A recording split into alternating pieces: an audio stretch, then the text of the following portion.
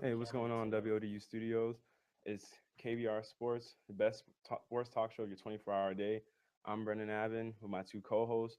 Starting with my left, What's up? You know who it is. Rashad is in the building. and then to the right. They call me Young Lid, Khalid, aka Mr. 1201. 1201 is in the building. Let's go. Um, we thank all the viewers that are coming in. We welcome y'all. Wish y'all a good morning. Let's get down to some sports talk. That's what we're here for. We're gonna get it started off with Seattle Seahawks strong safety Cam Chancellor. He ended his holdout yesterday. Um, you know, it was it was it was kind of a lose-lose situation for him in a sense because at the end of the day he has to end up paying for fines and and excess money that he probably never really wanted to pay for.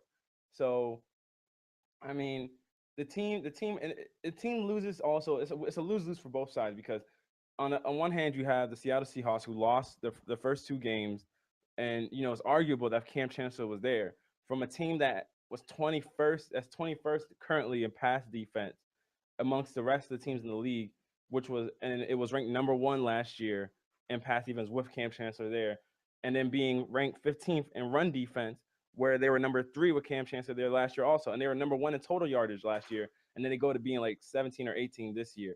So it just shows you the impact that having Cam Chancellor in and out of the lineup makes for the team. Rashad, we'll start off with you. What do you think that How do you think this Cam Chancellor's return impacts the team? Who do you really see that's really benefiting, and how do you think the team camaraderie will be now since he came back and especially since he left, not everybody was in support of his what he decided to do. So what do you think how that's going to affect the team culture? Now, when you say everybody willing to support, like who you referring to? Like fans or you referring to like players? Players. I mean, fans are going to feel I however they mean, feel, a, but a lot of players was like, what I'm saying, like a lot of the big name players were for him though. Mm-hmm. Like Marshawn Lynch was way for him. Like, yo, yeah, I need to pay my man. He need to fight for what he's doing. Like he came in like with Cam Chancellor jerseys on and stuff like that to the locker room and everything. Like he's trying to get his message across. Um, yeah. So basically, him there actually makes it better. mm-hmm. Everybody's gonna get up harder to play. Everything is gonna, everything's gonna come together as a team. Now I feel like him there brings back that leader they need, and what I'm saying, it brings back the leader they need on defense. It'll help them a lot, especially they've given up a lot of 15 plus yard plays, and this will help them stop giving it up. But him there, I feel like the players will be happy he's back. That vocal leader inside the locker room and on the field is gonna be there. I feel like honestly, I think Marshawn Lynch about to run a lot harder now, in my opinion. But what do you think, Khalid? I mean, what I'm saying? I feel like they're gonna be great now. Actually, he came Uh, back a lot sooner.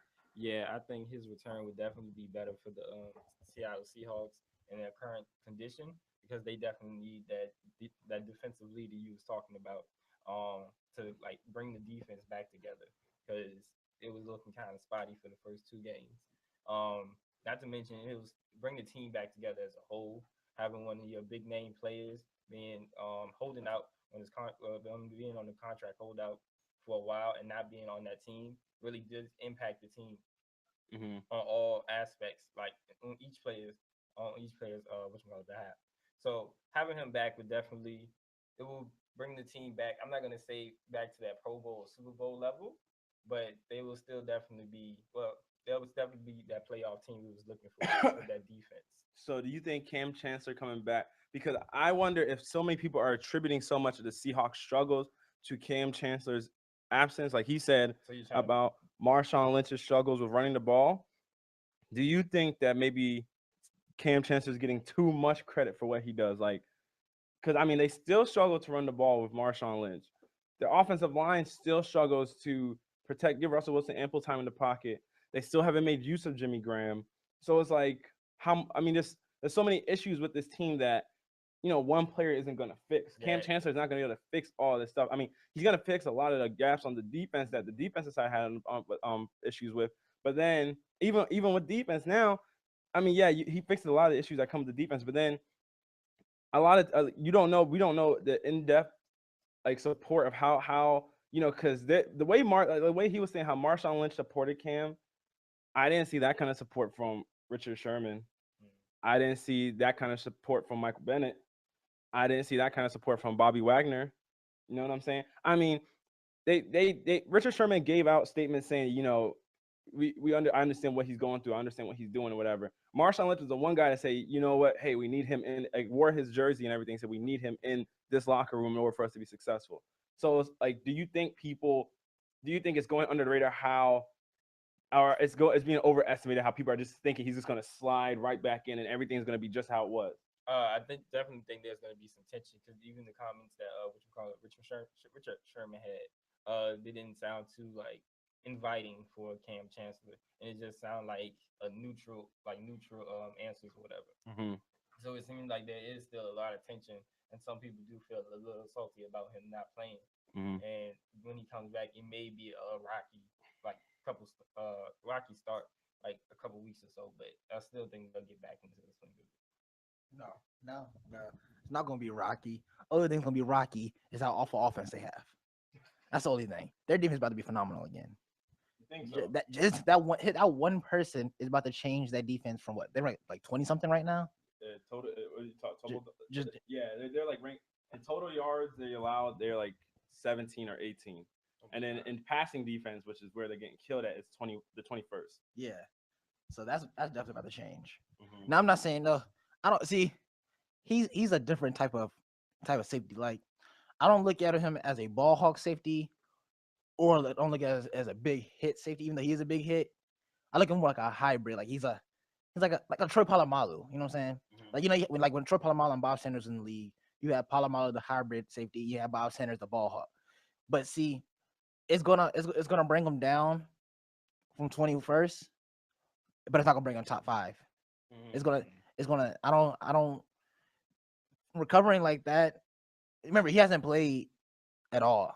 Yeah, so he's not. He's not NFL. He's NFL shape, but he's not. He ain't get NFL conditioning. Yeah. They always say you can run as much as you want to, but for you to be in that NFL condition, like when you're actually on the field for live snaps, it's a different kind of shape you got to be in. Running. Yeah, like And football. He's been out for 8 weeks. He's been holding out for 8 weeks. Yeah, he's been out for a he while. missed all the He's missed preseason. all kind Then of he missed training camp. Mm-hmm. Training camp starts in the summer. Yeah. June. So yeah, it's been a little more than 8 weeks. He's been out for some while, but he's been in the gym and stuff. He just haven't had that football experience this season yet. Yeah, because this man, he has. I was looking at his body measurements yesterday as of how they measure him. 6% body. Yeah, 6% body fat, weighs 226. I'm just like, so you haven't even been at camp and you still have 6% body fat. Like that's just like mind-boggling. Like he kept himself in that great a shape, ready for a season. He was a sender like, when they pay me, I'm gonna be ready. Right? You know what I'm saying? That's what he's thinking. Is like, I gotta stay in shape because I'm about to play sooner rather than later. But do you think it was worth it because he didn't get paid? And it's been stated and it's been said that the GM was like, we're not gonna. I mean, granted, it's against the collective bargaining agreement for him to say, oh, we're gonna take care of you in the spring, but pretty much he told Cam to his face, you're not getting your contract redone. You know what I'm saying? It's not happening. At least not this year. So I think it was like a man's decision on Cam Chancellor's behalf as like a leader because he did see his team struggling on that defense and he really wanted to play football with them to like get them back to that point. But I really do think they should have gave this man his money. But see, he's a 3-time Pro Bowler. Technically, like, yeah, I think he chose the right time to come back because technically he already lost $500,000 for those 2 games. Yeah, because I think each game he gets paid $250, $250,000. Take those checks. Yeah, and then anybody get a fine too. So he's already lost over half of what he was trying to fight for. So I mean, what's the purpose of sending out 2 more games? Then you just wasted 4 games this season because that money you was gonna earn, you just lost it anyway. So I mean, I think I don't know how the offseason is gonna go. I don't know if he's gonna be someone who like stays there or he's under contract for he's under contract, but he can. You know what I'm saying? Even though you're on a contract, you can hold out and then be like, all right, we can't do it. We gotta get rid of him. But we saw how the holdout worked this past time. But this for a whole season now. This is going to be the OTAs, the training camps, the preseason games, everything off season is gonna be a big factor. Mm-hmm. He can miss every team meeting. He can do what he wants to do Mm-hmm. to completely like go against their offense. Go against their whole team and what they like stand for. You know what I'm saying? So Yeah. like he can sit there and be like, no, I'm not gonna show up to this. I'm not gonna be there for this. I'm not gonna be working out with you guys. I'm doing my own thing. He'll hire his own trainer. He's not gonna be doing any team workouts, nothing. And eventually they're gonna be like, where's the team chemistry at? And then what I'm saying, he might have to get released. Mm-hmm. So even though he's on the contract, doesn't mean he's necessarily gonna be there. Mm-hmm. So I mean, what do you think? I mean, I think I I don't I just don't like I said before, like I don't think it's like apparently he forfeited like $267,647 in like game checks. So like I don't I understand where he's coming from. I understand, especially when somebody tells you that to your face. That is a thing of pride. Like I work my butt off each day, and you're gonna tell me just straight up, yeah, we're not taking care of you, bro. Exactly. So And there are players in the league that are lesser players than him they get paid. and Like, get paid way more than he does. And what he does is very risky because how impactful he is on the point of impact when he hits players, he could hurt himself too. but that And goes for every position though. that goes for every position, but Cam Chancellor most times he's throwing his body at people. That's his choice, Like though. it is, but that's what makes him great. I know. And but I'm that's saying- what the Seahawks. If he stopped doing that, if he stopped, being that player, and he was just like, I'm gonna start taking care of myself now. I'm gonna stop, seeking the big hits or making people fear coming down the middle. They wouldn't be the Legion of Boom anymore. So that's the player you want him to be, but you won't pay him to be that player. Yeah. So it's like a slight. It's like you're slight of handing him. Like it makes no sense. I understand where he's coming from, and then I mean. It's just a lose-lose on both sides because you gave up money if you're Cam, and now you don't even know if you're gonna get past the fines that you get charged for missing training camp, and then from the Seahawks you're 0-2 now, and everybody sees what you are without Cam. Like you guys can't hold a lead. You let you went to St. Louis and you lost. And Rodgers threw all over y'all. You know what I mean? Like you had a lead on the Packers in the fourth quarter. Your defense got shredded in the fourth, and Aaron Rodgers made y'all look like chumps. It's like you just see the lapses where in the defense you're like, if Cam was there, that might not have happened. Like against the Rams, when Lance Kendricks gets that touchdown to put them to tie the game, it might not happen. You know what I'm saying? If Cam is covering him instead of Deion Bailey, and then even Deion Bailey had to get benched for week 2 against the Packers because they were just like, he won the job in camp, but then lost it that very game because it's like his coverage was poor. Yeah. So it's like.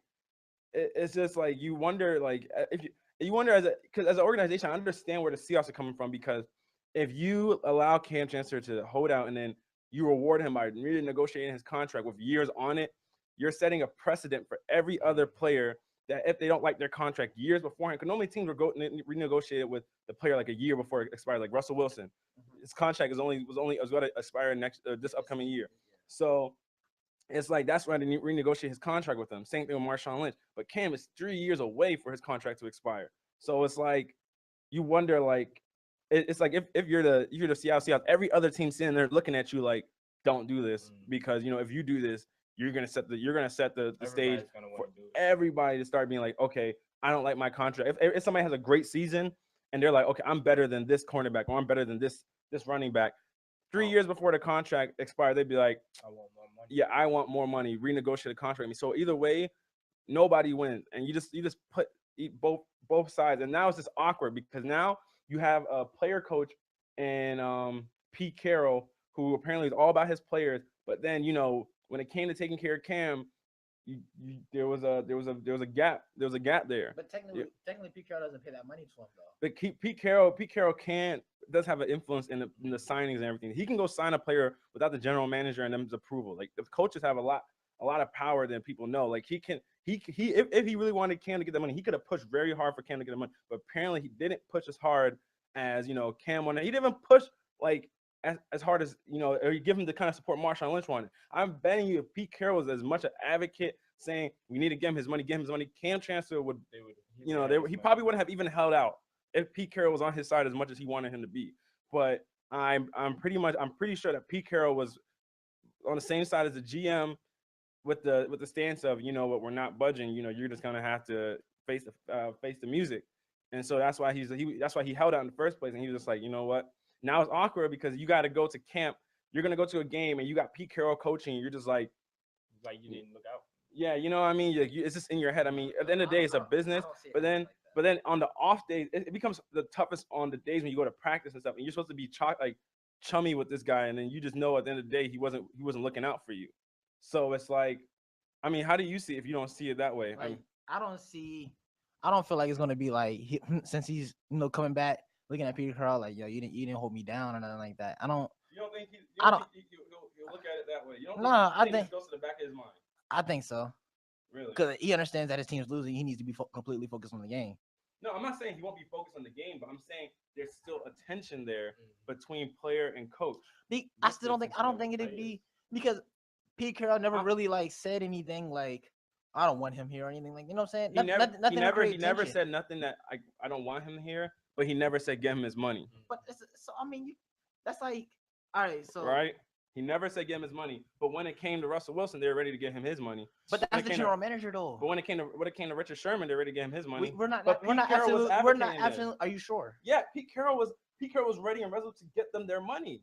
He said Richard Sherman deserved the contract he got because he's the best corner in the league. Okay. But just because it said the dude is the best safety. But Cam Chancellor's the best safety. He doesn't deserve his money. But I mean, Pete Carroll. I mean, just because you don't say he's the best safety. I mean, just because you don't like. But I'm saying fully, because he's fighting for 900,000. But I'm 900,000. So you needed to take care of Russell Wilson that well. You couldn't have enough extra. Yeah, and Richard Sherman and Marshawn, 3 players. You didn't have an extra 900,000. I'm pretty sure if you take away 300,000 out of this player's contract, they're like Cam deserves it because the reason they're like I feel like Pete Carroll's not advocating for it because they already did the contract with him before. They understand that if he keeps his contract now, coming up the following years, a lot more people will be able to stay there. So I feel like Pete Carroll's not going to advocate for something if he's going to hurt his team, but just by signing one player. Because what if this player gets hurt? Right, then you lose role players for next season. Rashad, I mean, Khaled, what is your perspective on? What do you think about the whole Pete Carroll and Cam Chancellor thing with the other players also? What do you think? I do think it's going to be tension when you get back to the field because he wanted his money and like nobody really supported him except for Marshawn Lynch. So when he gets back on the field, it's like guys, where was my support at?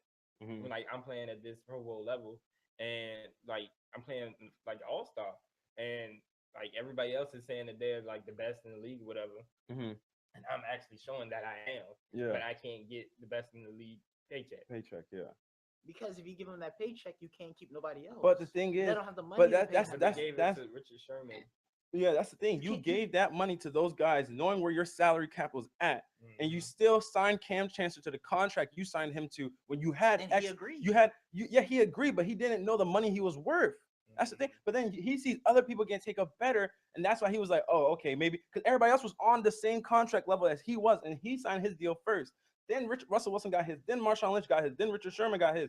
Richard Sherman first. Then Russell. Then Marshawn. And he was waiting on. Yeah, and then he was waiting on. And he already had signed his. And he was like, "I got shorted." He was like, "Where was that money at for me?" You know what I'm saying? All it was $900,000 of difference. If you give him that $900,000, I'm pretty sure you can go to the negotiating table with Richard Sherman, Russell Wilson, and Marshawn Lynch, and you'd be like, if you don't have an extra 900 or 300,000 throw around to them, I'm pretty sure they won't mind if they knew it went to Cam Chancellor, the person that puts the boom in the Legion of Boom. So why did they do it? Why did Marshawn Lynch give up the money? Who knows? Exactly. Who knows? But Marshawn Lynch is not going to be like, hey, Cam Chancellor already assigned his contract first. Yeah. Marshawn Lynch, at that point, Marshawn Lynch. You talking about before they signed them? Before they signed. I'm talking about like right now, like reconstruct their contract. No, for them to reconstruct. I don't know why they wouldn't reconstruct their contract, but I mean, because he's looking at it. I'm not gonna mess with somebody else's money. Yeah. Cam Chancellor's like, I'm not gonna mess with somebody else's money. That you never do that as a man. You don't ever want to go and mess with somebody else's money, your own teammates' money, your brother's money. Yeah. You know what I'm saying? So he's not gonna be like, you guys, I want look out for me. Y'all gotta drop money for me. The general man and the other players are like, we're not gonna set a precedent because that's what all the teams expect players to do. Give up their money. No, it's your job as the team to figure out how to take care of your players. The players shouldn't be the ones money correctly. Yeah. So each player gets the correct amount of money that they deserve. That they're warranted. But you can't do that for a team that made it to the Super Bowl. What, 3 out of past 4 years? Two. 2 out of the past 3 years. Yeah. Like You can't do that because there's too much talent on that team. Like as you see, they already lost pieces from money issues. They 'cause did couldn't pay lose them. pieces, but they traded away some of those pieces They also. had to- They because, I they mean, didn't have to trade away some of those couldn't have paid pieces. them, though. They didn't have to trade away some of those pieces. You brought in Jimmy Graham, and you're telling me Jimmy Graham's not And you worth gave more up- than some of these other You pieces? gave up your best center. Your best Exactly. he was the Jimmy best Graham lineman gets you paid more had. than him. That's what I'm saying. You brought in a guy that's more expensive than what you had, and you're trying to tell me they can't afford to pay Cam Chancellor. You got rid of Byron Maxwell. Byron Maxwell's gone. You brought in Kerry Williams, who's on a cheap contract, and you're trying to tell me you can't find money to throw Cam Chancellor $900,000. $900,000. I know the president, the whole thing that they don't want to set precedent in the league and everything. But I mean, come on, you have the money to throw. You just don't want to do it. It's just looking greedy. You just don't want to do it. Because the It's salary looking cap, too greedy on the that. what is it, collective bargain change next year. Mhm. So I mean, that's why he wants it this year. I mean, they're advocating it. They'll gladly pay him next year, but he knows. No, they didn't say they'll pay him. They just saying, oh, we're not going to take care of you. They're telling him, yo, if you wait to the end of the season, but he was like, no, because it changes. He's still gonna be short of his money. But do you think at the end of the season he's going to get his money? I think by next season he gets his money if he stays. We're gonna have to take this clip out, play it again, see if Cam Chancellor gets his money. We're gonna play this on the same exact date, September 24th, or 25th, 24th, 25th. Put it in the calendar. Yeah, put it in the calendar. Cam Chancellor does get his money. We're gonna remember this. But yeah, moving on to the next topic. Johnny Manziel of the Cleveland Browns gets benched for Josh McCown. But that man had a great game last week. Great old Josh. Josh or Johnny? Johnny. Don't disrespect Josh. I was, Disrespect Josh. Man, what's it called? Beat the Tennessee Titans 28-14. yeah. It's kind of awkward because But you have two sides either going one way or. Excuse y'all. We have a phone call. Hello, this is KBR Hello? Sports. Yes, it's KBR Sports. How can you help you? This is who, I'm sorry? KBR Sports. KBR? This is not WODU? This is It is WODU, but the show is KBR Sports is on right now. So is there nobody in the main office? I don't want to tie up your radio line. Nah. All right, well, this is Detective Yanka, ODU PD. Uh-huh. I'm curious what time the Apocalypse is slated to be filling in. I'm not We sure. have no idea. You're not sure? You're listed as one of the hosters of the event and you don't know? Of the what? WODU is listed as a sponsor of the event. But Oh we're no. not. Yeah, we're not. We don't manage WODU. We're just our own radio show that does our show here. Okay. Do you have a phone number for somebody who works for WODU? Yeah. Hold on, please. Thank you.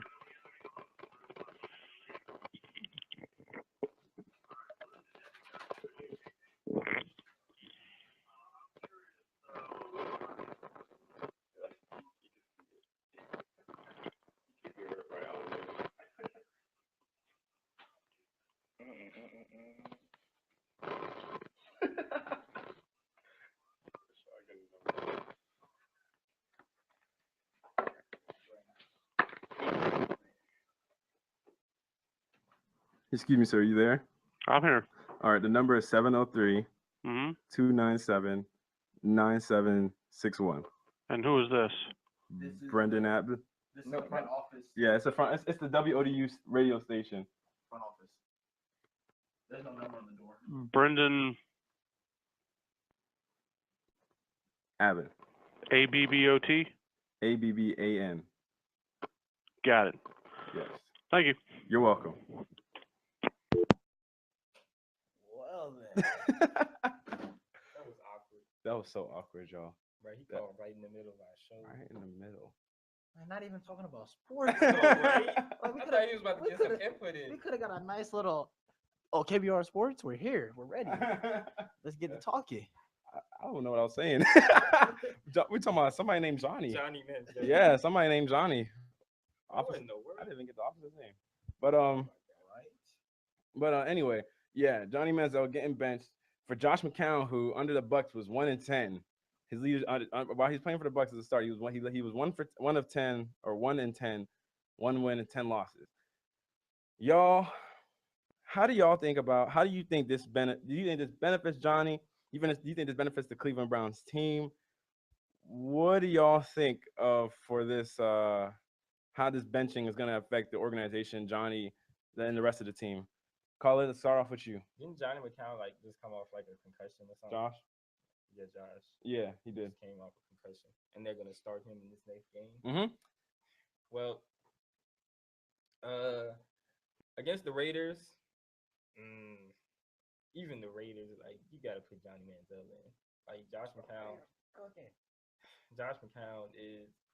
he's not too good of a QB.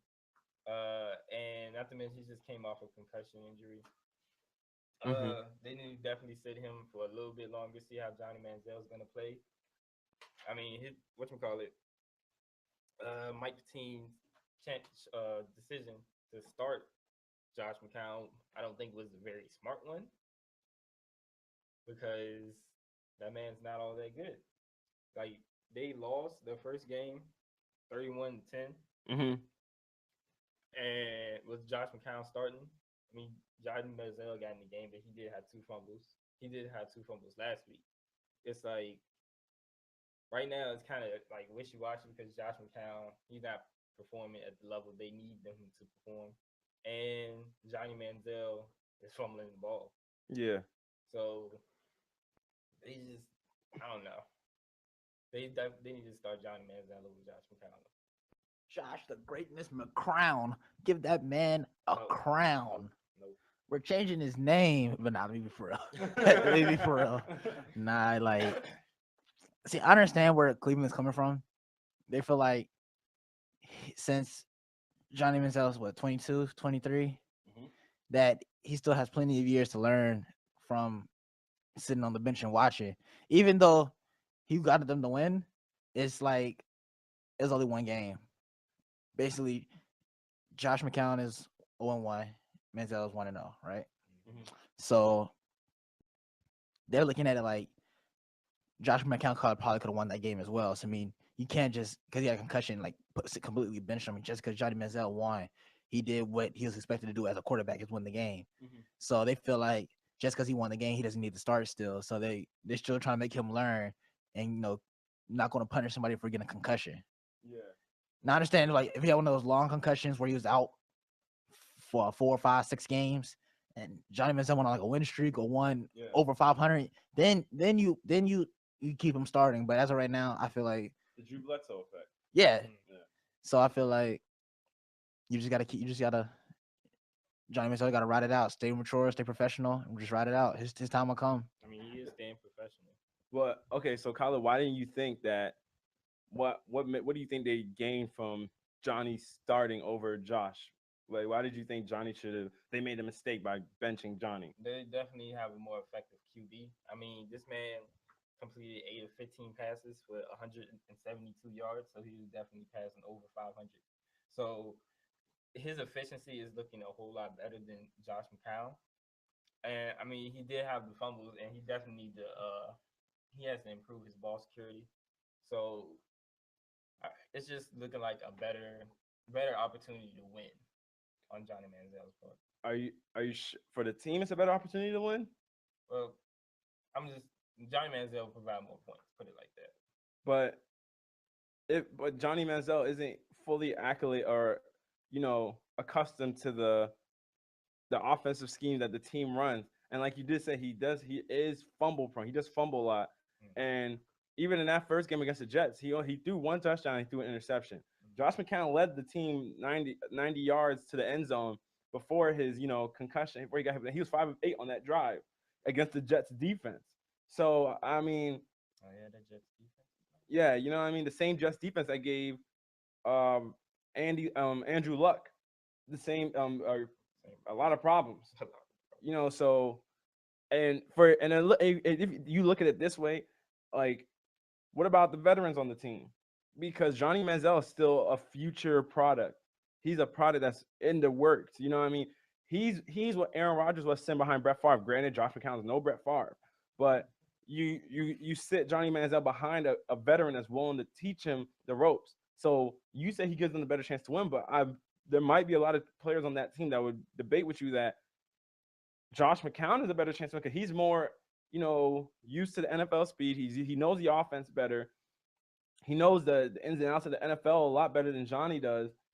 I mean, I mean, him himself, he's a on any other team, maybe like on a team like the Packers or I mean, granted, I'm listening like I just listed one of the best quarterbacks in the league, but on another team, Josh McCown might be a bench player, but Johnny's still a player that's getting used to the speed of everything. So, and then if and you think he gives the team a better chance to win, but why would you think he gives the team a better chance to win when you have a quarterback that is more used to NFL speed, knows is a proven that he could play on this level. Johnny's had like a couple of great games, but he's also had a couple of very bad ones. So why do you think Johnny just gives them more of a chance to win? And what would you tell to a veteran like someone on the team? If a Ray Lewis was on that team and he's playing for his last season and he's sitting there, he's like, you know what? Like if they give out the announcement, hey, Johnny's gonna start over Josh now, and Josh technically never lost his job. He never lost his job. He just got a concussion. He never played his way out of his job. And they tell him, hey, we're starting Johnny now. Ray Lewis is gonna be like, well, I mean, there's still, we still have a good 75% of the season left, 80% of the season left to play, and you're starting a guy that hasn't fully proven himself worthy to play on this level. Why do you think he gives them a better chance to win than Josh? To the veterans thing, I understand where you're coming from. To like have him like veterans have more definitely have more experience, and Johnny Manziel should definitely learn from. I just want to see Johnny Manziel, like I want to see him out there, playing like at the high level he was playing last week. Mm-hmm. I want to see them like give him that kind of trust to be able to lead the offense like that. Mm-hmm. I understand Josh McCown. Yeah, he's a veteran of QB. He's the he had more experience. Mm-hmm. But I do think they should give Johnny Manziel just a little bit of shine for a couple more games. I mean, like if they don't win against the Raiders, then definitely like try it and like give Johnny Manziel a chance. Okay. But I'm- before you go, Brittany, Okay. if you continue to let Johnny Manziel play, and he plays bad, so let's say so he plays the next 4 or 5 games, he loses all 4, he's shut down for the rest of the season and possibly next season. But now if Josh McCown other way around, he gets shut down. So I don't know. Maybe I'm looking at it in a completely different aspect than the Cleveland Browns is looking. I'm thinking about it like a Mark Sanchez situation, like when he was playing for the Jets. Wait, what? So like Mark Sanchez wasn't doing all that well. But Mark Sanchez never really got like sat down really. No, yeah, he never got sat down. I'm just thinking just like him just not playing that well. And like if he did get sat down and if like Tim Tebow came out to play, that would be horrible. But neither one of those quarterbacks are like those two. I just like Mark Sanchez did something though. Mark Sanchez did something. He made it to the AFC Championship twice, back-to-back season. To to what last year before last year? It was just the last past season. You talking about his past couple seasons with the Jets? Yeah. Well, technically, then he still didn't get benched though, did he? No, he didn't get benched. He continued playing. It's gonna be different because the way they treat Manziel now is nothing compared to how the Jets treated Mark Sanchez. Mark Sanchez could play as bad as he wanted to. He's still gonna get the start. He was still gonna get the start no matter what. Johnny Manziel, they're gonna bench. He's gonna lose the experience. His confidence level is gonna go down, and he's gonna be sitting there behind an awful Josh McCown who can play just as bad. But since Johnny Manziel already messed it up at the beginning, he's not gonna get a chance to shine anymore. So I mean, I feel like you continue to let him learn, and hopefully he doesn't make those. By learning and see what Josh McCown does, he learns to avoid those mistakes where he doesn't get benched for the season. So, Khaled, you think it would be good for them to start Johnny Manziel this week against the Raiders, next week against the Chargers, the week after against the Ravens, the week after against the Broncos, the week after that against the Rams, the week after that against the Cardinals, after that against the Bengals, then the Steelers, then the Ravens, then the Bengals, then the 49ers, then the Seahawks, then the Chiefs, then the Steelers again. So you think it's better for them to throw Johnny Manziel out there against, a good amount of playoff teams on this list, apart from, the Raiders and the Chargers from this past season, they both didn't make the playoff. But apart from those two teams, you think it's good to throw Johnny Manziel out there against the rest of pretty much the AFC and a good, pretty much the rest of the NFC West, because you play the Rams, the Cardinals, the 49ers, and the Seahawks, which is all stout defenses. You think it's good to play, you know, inexperienced quarterback against those teams rather than an experienced veteran like Josh McCown? I'd say against the Chargers, he should start just to like see where he's at to play. Who he plays week after that? The Broncos. The Broncos. Mm-hmm. Just to see, like, he played the Chargers to see like where Actually, the he- Ravens. Ravens. Oh, the Ravens. Mhm. Oh, no, they gonna lose that. Just to see where he's like his mindset is and like his skill, his like his level of play is Mhm. like during that game. But you don't think he Like- would gain more from sitting behind Josh McCown, watching him play against the Raiders, Chargers?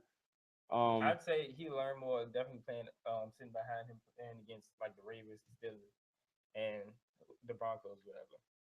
But like just give him just a little bit of experience. on But the why field would you against throw him out against the top teams in the NFL and then let him get feasted upon? Because those are some of the best teams that he's going to be going against. The Ravens aren't no slouches.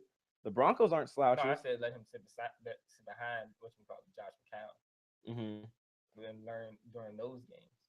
But I'm saying, but you know what it does to a quarterback's confidence when you keep putting in, pulling out, pulling in, putting him in, putting him out. Especially when Josh McCown is healthy now, you're gonna keep putting Johnny in, pulling him out, putting him in, and putting him out. It's like, why don't, if you're gonna put him in at some point, you just keep him in. You just keep pulling him out. I mean, he's not like a hot plate that you just use when it's good and ready. I mean, he has confidence and he has confidence too. He has emotions, and you just keep putting him in and yanking him. I mean, his confidence in himself is gonna start to digress. I mean, he's been a lot he's a lot more humble than he was his first season, but I mean, the boy still. I mean, you still have to have confidence to play on the NFL level. And if you keep benching a guy for another dude that isn't exactly the best quarterback, but he's a veteran. He's gonna start wondering like, what am I doing wrong that I keep getting benched? I mean, in this case, Josh McCown never lost his job. So if they say, hey Johnny, we're gonna bench you because Josh is healthy now, he can play. He's more understanding of it than if you bench him in week 5 against the Ravens for no reason, just because you're playing the Ravens, instead of when you just bench him right away after Josh's return. I say like let's see how the next 2 games play out for Josh McCown, and if those like go well, then definitely keep Josh McCown in and let Johnny Manziel learn from him. And if not, then give Johnny a chance. All right then. I'm gonna move. We're gonna go down some levels from the Down a couple NFL levels.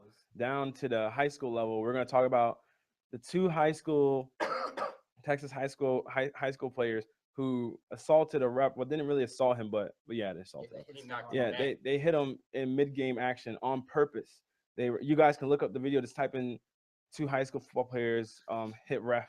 It's gonna pop up on there, and you can see their interviews on Good Morning America, where they admittedly were willing to express the fact that their coach told them to hit the ref, because the players apparently had told the coach that the ref was using explicit language. He was calling some players the N-word. He was he used a lot of racial slurs when it came to the Spanish players also. And when they told the coach, he said make them pay for it.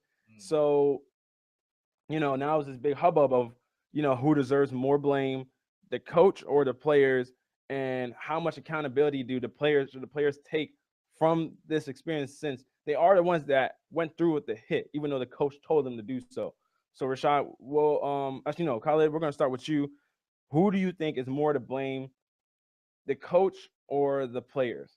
I definitely think that this isn't my decision, but most of the accountability definitely goes to the players, because they did decide to hit this guy, and they could have definitely been like, nah, coach, we're not gonna do that. That doesn't sound right. There was a player that did. They also told that he told to hit. Also, and the player said he wasn't going to do it. So they definitely had that decision whether or not to hit it. So a lot of the accountability does fall on them, but the most blame I'd say fall on the coach, because Wait. one, Wait, what? I said a lot of the accountability. Basically the players has a lot to do with it, but he's saying most of the blame goes to the coach. It's coach's fault. Okay. Yeah, All right. that's what I'm Go on. All right, you messed me up.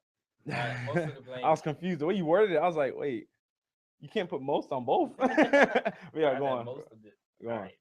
But the most, I said the most blame falls onto the coach because he let this ref basically get inside his head, and he didn't go about it in a professional way.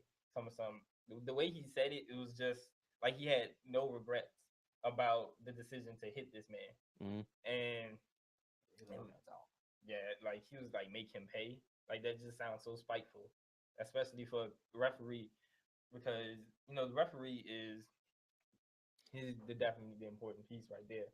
So you can't tell somebody to go and take this man out because you heard him say some racial slurs. Mhm. You like he took that too personal, and Mhm. then he made the what you call the team take the anger out for him. Granted, this is an assistant coach, not the head coach. Exactly, which is even crazier. All right, Rashad, what do you think about it? It's the player's fault. If a coach tell you jump off a bridge, jump off a building, jump off a cliff, you gonna jump off anything? No, no. If a coach told me to go hit him, I'm like, fool, you know what's gonna happen to me? Nothing's gonna happen to you. I don't want to get pressed with charges, get lawsuits coming at me. So no, no, no, no, no. It's completely the players. The players have a mind of their own. They know what they're doing. They know the consequences they take. I mean, you can sit here and tell, man, I can go hit somebody, like walk out, hit somebody, and be like, oh, he told me to do it, and I have a good reason because the coach was saying stuff, or I mean, the ref was saying something, or the dude was saying something, and then be like, that gives you the obligation to hit somebody, like freedom of speech. They can say what they want to say, like basically First Amendment. But I mean, it depends how you take it, how much. Honestly, I feel like for you to hit somebody instead of confront them like face up, it's not. You're not a man if you can't do that. Like for you to like sneak like a cheap shot on somebody, just like that, like the ref was just standing there, like the players, like do the players actually like does the assistant coach actually know he was saying that? Just because the players say that, players can say anything, and for him to go say make them pay, and then for the players to actually listen, like no, the players This is play. definitely wishy washy. Like from what side that you look at it, because you would say that the coach is being very spiteful for saying that stuff, but then again, you could say that the players was making up the slurs. So this is definitely a very wishy washy topic, and we won't really know because the coach isn't coming out to speak about it. Of course, the coach not gonna come out to speak because he's not gonna get in trouble. The coaches admittedly said, "I He told him to him." make him pay. Yeah, he said, "I've told him to go. I told him to go do that." Like he's admitted to. Doing Okay, it. but even though you say do that, doesn't mean you have to do that. I mean, you can't really punish the coach. Coach didn't do anything. Coach just said, "Hey, go do that." Well, You can't. I feel like I mean that's accomplice. That's pretty much you're accomplice in it. If you tell that's like your parents telling the kid to go steal, and the kid says my mom told me to do it.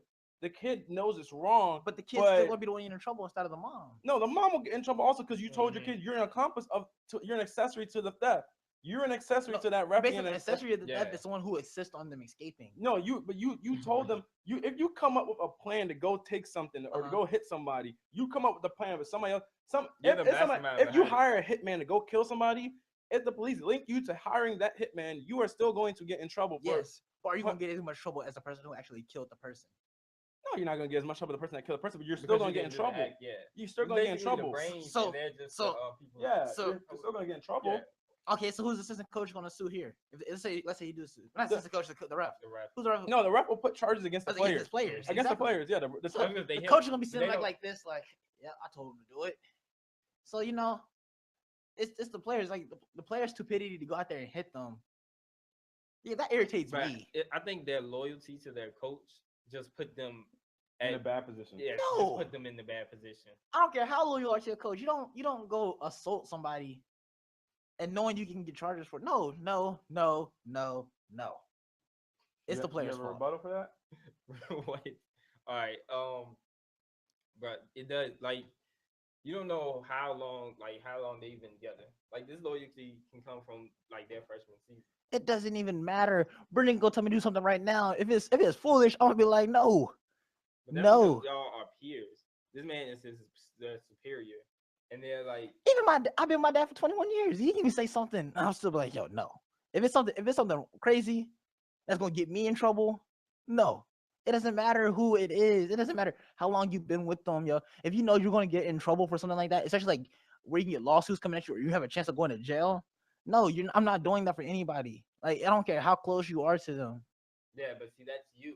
Their loyalty is a different type of loyalty How do you know their loyalty?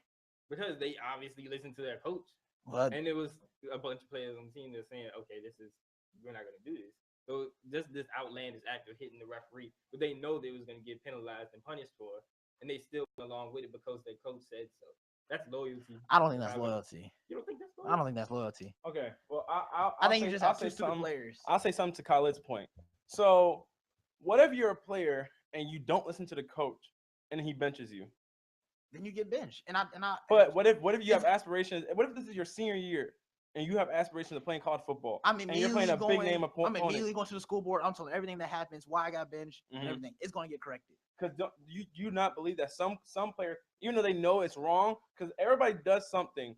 It's kind of goes to the fact of peer pressure. Everybody does something. Everybody in their life has done something. You might not see it as bad as this, but everybody has done something that they know somebody told them to do and it wasn't the best thing to do, but it was wrong because you follow blindly. And especially when it comes to a head coach on a team, I'm not saying what it's the players or I'm not saying who's more at fault. I'm just saying I'm talking to his point of you sometimes follow blindly to somebody because they're in a leadership position of you. If you have a person that's supposed to be a leader of men or at least high school athletes, and then he tells you to go and crack the ref because he said, and in the heat of the moment, you're passionate about this. I mean, granted, there was a player that said no, and congrats to that player who said no because he knew better.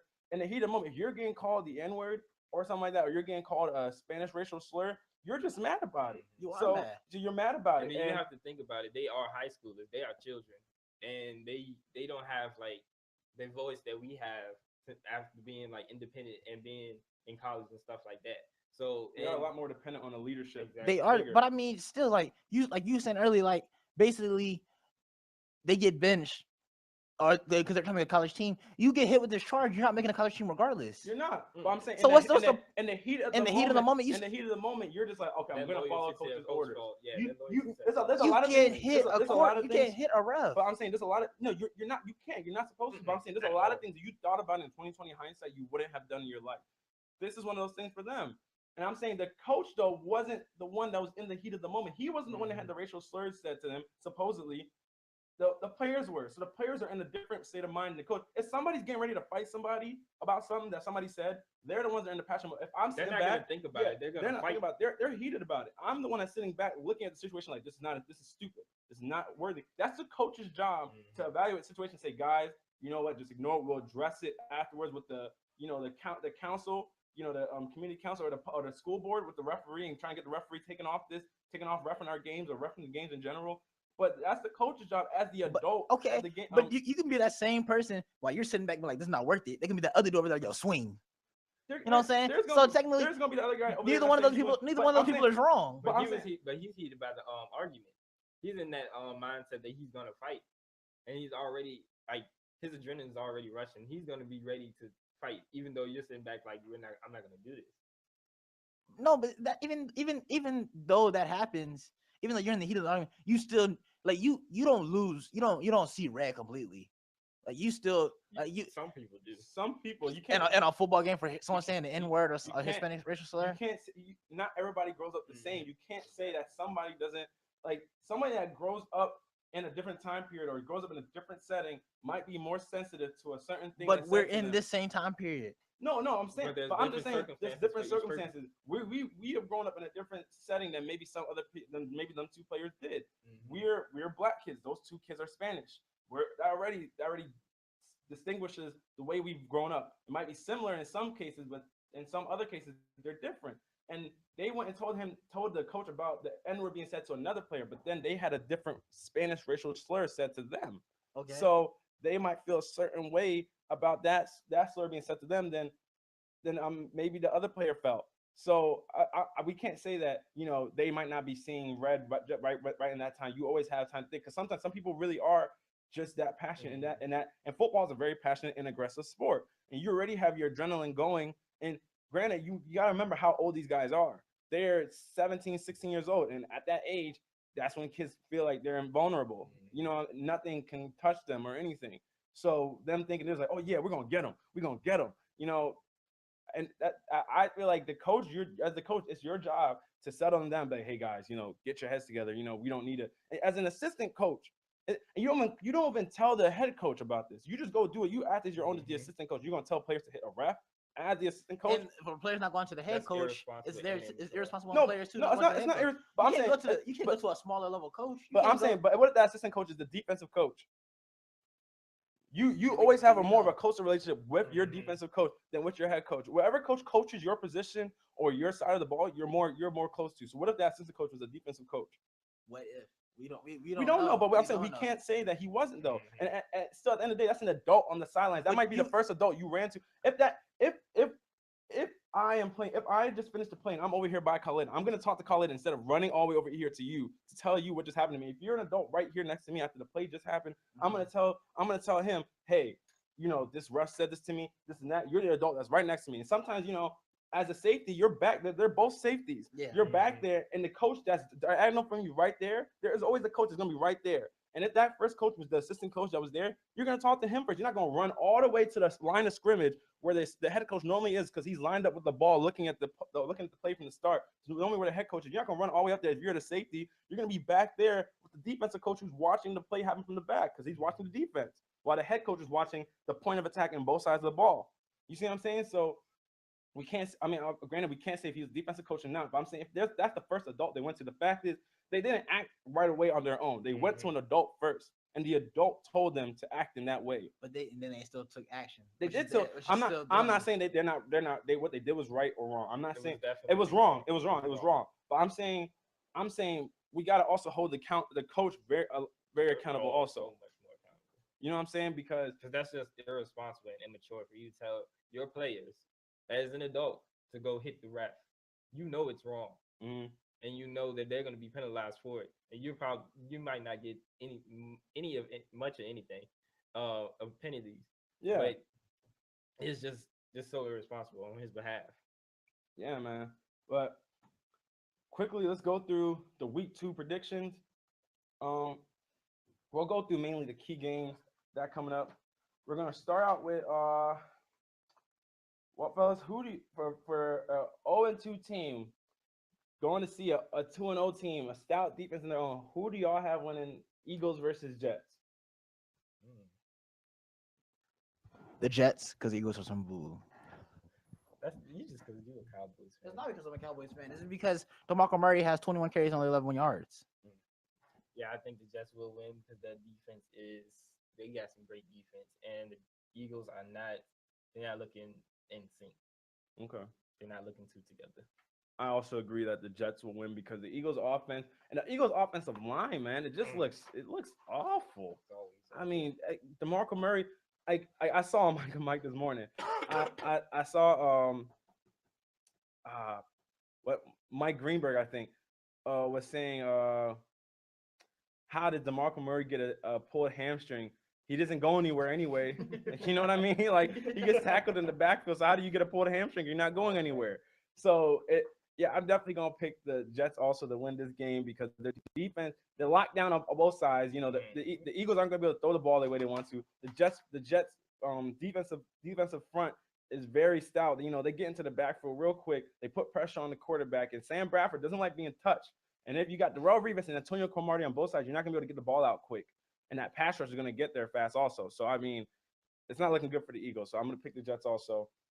How about the Seattle Seahawks and the Bears? Both teams searching for their first win. Who do y'all got? Rashad, start off with you. Seahawks, and they're gonna make Chicago have 3 turnovers, force 3 turnovers, first 3 turnovers out of Chicago. I say Seahawks if Cam Chancellor plays. He is playing.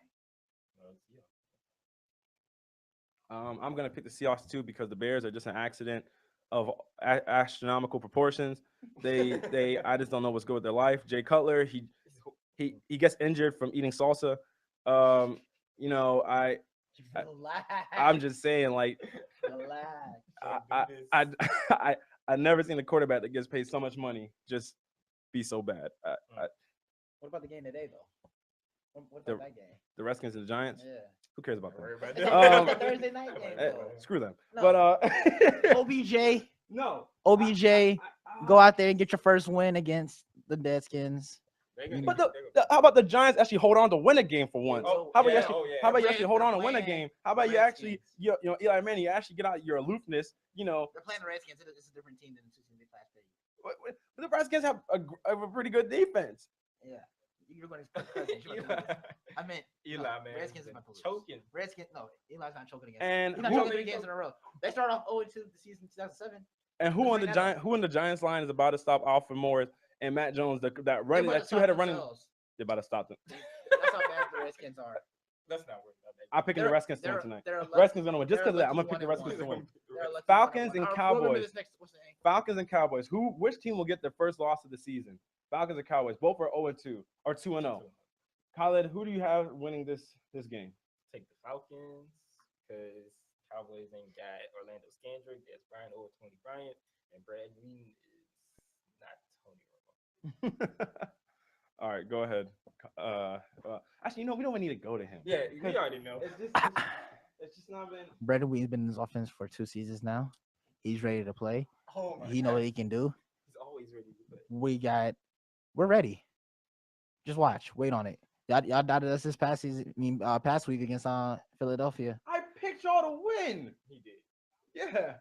Yeah, don't say y'all doubted. I picked y'all to win, and it's definitely up on the page. If anybody want to go check it out, you'll see I picked them to win. So yeah, I picked y'all to win. So what are you talking about? Cowboys. How about them Cowboys? We in there. So I'm gonna pick the Falcons to win because one team has Matty Ice and one team has Brandon Needon. He's no good. Julio Jones is Matty good. Who's Matty Ice questionable? is gonna come through. Freeze up the whole Cowboys defense with his stellar play, and I see the Cowboys getting their first loss of the You're speaking season. recklessness. So, anyways, y'all, we appreciate everybody for tuning in. Hold on. We Steelers and Rams. anyways, Steelers. we appreciate everybody for tuning in. Go online, check out the KBR Sports YouTube channel. You can watch past shows and past segments. You go on the Twitter page, watch and follow our Twitter page at KBR_sports. Can't believe this guy. And if you want to, you know what, This man is salty. I just gotta sign off because these That guys are Brandon just too Whedon much. comment. All right, y'all have a great afternoon.